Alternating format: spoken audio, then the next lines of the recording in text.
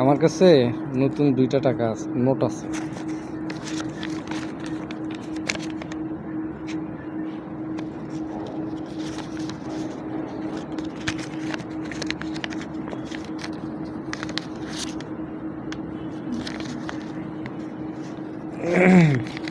নতুন টাকা, এই নতুন টাকায় পিছনে রয়েছে হচ্ছে কি এটা, পাহাড়পুর বৌদ্ধ বিহার, নওগাঁ। এখানে বৌদ্ধ বিহার দেওয়া আছে।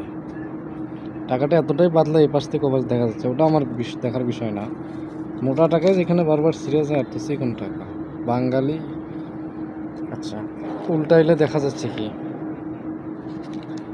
আমি উপরে একটা হাত দেই যাতে সমস্যা না হয়।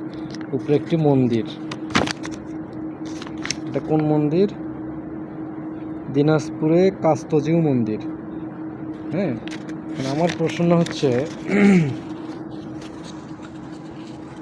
এটা বেশিরভাগ মুসলিম কান্ট্রি হতে পারে, ঠিক আছে, হিন্দুরাও আছে, সো হিন্দুদের নাম থাকবে, হিন্দুদের মন্দির থাকবে, ব্যাপার না। আমার প্রশ্নটা একটা জায়গায় লাগবে, যখন ওই একটা জায়গাতে, কোনো জায়গাতে একটা মন্দির আছে, ওটা ভাঙে যদি মসজিদ বানানো যায়, আমি মুসলমান হলেও আমার বিবেকে যেমন লাগবে, হিন্দুদের বিবেকেও তেমন লাগবে। ঠিক সেম একটা জায়গায় মসজিদ আছে, ওইটা ভেঙে যদি একটা মন্দির তোলা যায়, তারপরেও কিন্তু সবার মনেই ব্যথা লাগবে, কষ্ট লাগবে। তো বিকল্প কি এখানে? বিকল্পটা কি? এই 20 টাকার নোটে, এই 20 টাকার নোটে কিন্তু মসজিদ ছিল। তাহলে এই মসজিদটা তুলে দিয়ে কেন মন্দির দিতে হলো? কেন? আমি এটার তীব্র প্রতিবাদ করতেছি। মসজিদ আপনি দিয়েন না, সমস্যা নেই, কিন্তু মন্দিরটা কেন আসবে? মন্দিরও দেন, আর এক পাশে মসজিদটা দেন, কারণ এই নোটে মসজিদ ছিল, মসজিদ ছিল। মসজিদটা তুলে দেখানো, আমার কথা হচ্ছে ভাই, এই নোট সবাই বর্জন করুন। হিন্দু, মুসলিম, খ্রিস্টান, বৌদ্ধ সবাই বর্জন করুন।